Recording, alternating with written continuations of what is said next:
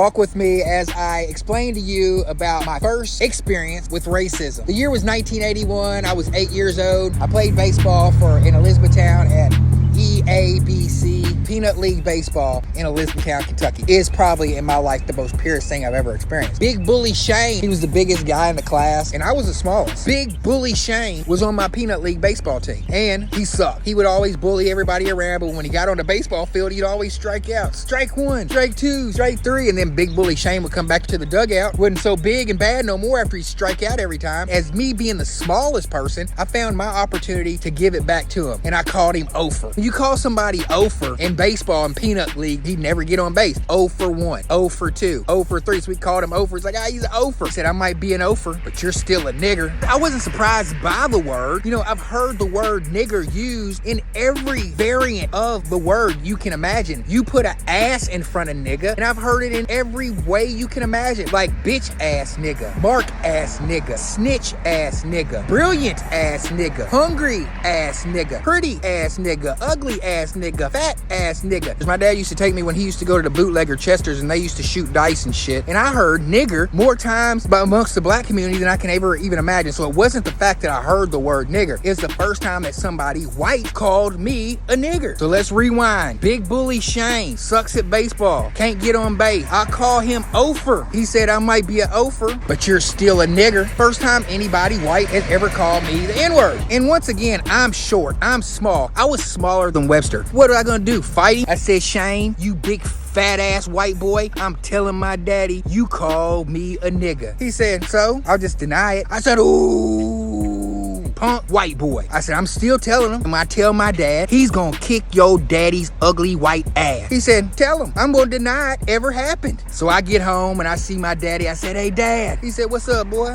I said, Shane the big bully called me a nigger. He said, sure enough, you don't say. Shit. What you want me to do about it? I said, Dad, I want you to kick his daddy's ass. That's what I want you to do about it. I want you to kick his daddy's ass. He said, all right, I tell you what. So he said, after I get off my shift, I'll meet you over there and we're going to get to the bottom of it. Practice is over and I see Shane's dad, and my dad approaches Shane's dad and they shake hands. Shane's dad gives my dad a beer. I'm like, what in the fuck is going on here? Dad, you're supposed to be kicking Shane's dad's ass. Y'all ain't supposed to be shaking hands and giving beers out. So they call us over. Troy, Shane, get over here. Shane and I walk over. My dad said, Troy, you accuse Shane of calling you a nigger. Shane's dad said, Shane denies the fact and says that Troy's just making it all up. All right, there's only one way to settle this here right here, boys. Y'all gotta fight. I said, what? He said, yeah, y'all gotta fight. Both Shane's dad and my dad look at each other, cheersing their beers together, talking about we gotta fight. I said, damn, Dad, you're supposed to be kicking his dad's ass. I'm not supposed to be fighting here. Daddy, I didn't come here to fight the biggest guy in school. They're like, no, you guys are fighting. So I'm like, all right, kill, fuck it. Shane's in the background laughing.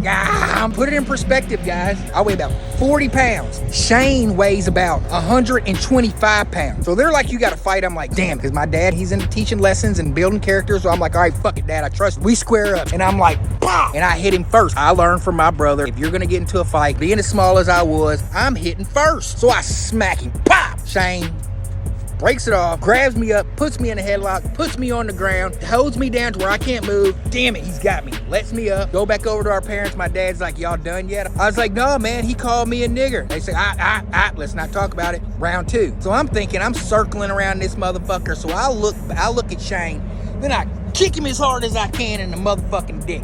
I kick him in his ding-ding. Shane swipes that off, grabs me in the headlock and starts holding me down again, laughing at me, going, nigger. Holding me down. So that's round two. Round three, we get up. My dad's like, y'all done yet? I was like, I'm not done. Said round three. My dad and his dad sitting there. I think they're on their second beer, laughing, talking, cracking up. I'm like, what in the fuck is so funny? Dad, you're supposed to be kicking his ass, not laughing while I'm getting my ass kicked. You see how fucked up that was? Shane, the white boy, calls me a nigger. I go home, tell my dad. My dad is drinking beer with Shane's daddy, laughing while I'm getting my ass kicked, and I'm the one that got called the nigger. As we're rounding each other, we're circling. I'm like, fuck you, Shane. You a fat ofer ass, no good, you stink. Your dad's ugly. And he's like, nigger. And our dads are fucking laughing. Then all of a sudden, in the background, I hear Ellen and Shelly screaming, cheering, yelling. having a big old time down by the creek. See, down at the baseball field, the creek is where we'd all meet up after practice, and we'd look for crawdads. So Ellen and Shelly and a big group of all our other friends are down there jumping up and down, screaming, yelling. I'm getting my ass kicked because apparently Ellen just caught the biggest crawdad ever came out of Elizabethtown, Kentucky Creek. I'm getting my ass kicked over Shane calling me a nigger while his daddy and my daddy are drinking beers laughing. I learned a very valuable lesson that day. Sticks and stones may break your bones, but words will never hurt you. My dad taught me a very valuable lesson that day. Not to ever let words hurt me. Say whatever they want that does not define who you are. And another thing that I learned at a very young age is sometimes a good fist fight will solve anything. One-on-one, fisticuffs. Put them up, put them up, put them up. The most interesting man in the Commonwealth of Kentucky, baby. Back in these streets, baby. I don't know what happened to Shane.